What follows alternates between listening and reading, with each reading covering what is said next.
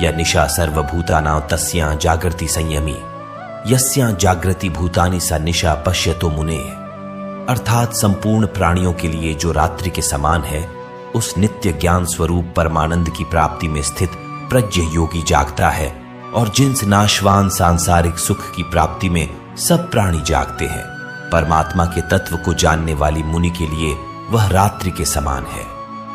दोस्तों, कृष्ण की यह बात गहरी है और समझनी पड़ेगी। जो सबके लिए रात है, उस रात में योगी परमात्मा के लिए, ज्ञान के लिए जागता है और साधना करता है, और जो सबके लिए सांसारिक सुख है, जिसके लिए संसार में हर कोई जागता है, वह सुख योगी के लिए रात के समान है।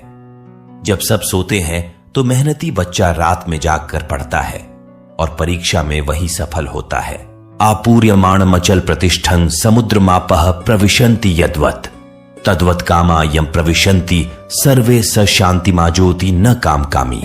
अर्थात जैसे नाना प्रकार की नदियों के जल सब ओर से परिपूर्ण अचल प्रतिष्ठा वाले समुद्र में उसको विचलित न करते हुए ही समा जाते हैं, वैसे ही सब भोग जिससे स्थित प्रज्ञ पुरुष में किसी प्रकार का विकास उत्पन्न किए बिना समा जाते हैं, वहीं पुरुष परम शांति को प्राप्त होता है।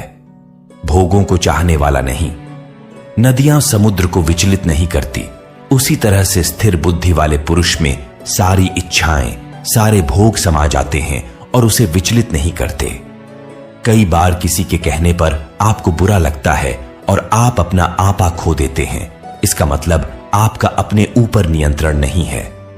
ऐसा समुद्र बनिए जिसमें कोई भी नदी किसी भी तरह की गाली या कोई आपको कभी भी विचलित ना कर पाए। विहाय कामान्य सर्वान पुमांश्चरति निहस्पृह निर्ममो निरहंकार स शांति मधिगच्छति।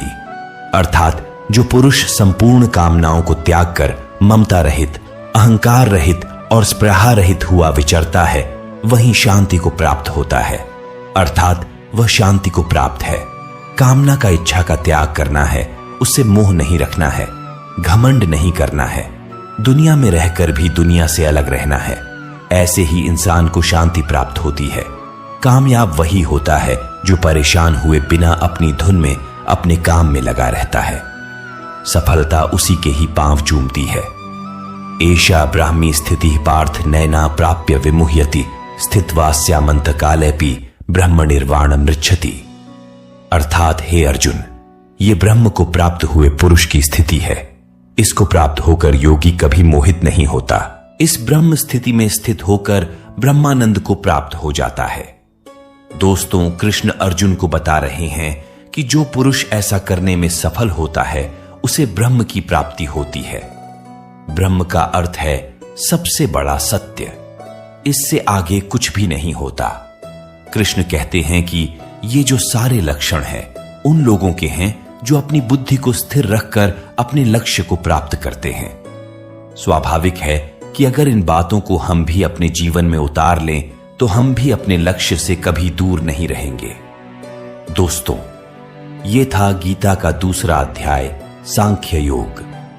इस अध्याय में श्री कृष्ण ने कर्म को समझाया, उसके प्रति हमारे उत्साह को बढ़ाया और यह समझाया कि सिर्फ और सिर्फ कर्म में ही अपना ध्यान रखना और किसी भी बात में नहीं। दोस्तों, आज के लिए इतना ही। हम आपको मुलाकात करेंगे तीसरे अध्याय में। दोस्तों, भगवान श्री कृष्ण की यह बातें अगर आपको पसंद आई तो कमेंट में जय श्री राधे कृष्ण जरूर लिखें, और ऐसे ही प्रेरणादायक वीडियो देखने के लिए चैनल को सब्सक्राइब कर ले। धन्यवाद। जय श्री राधे कृष्ण।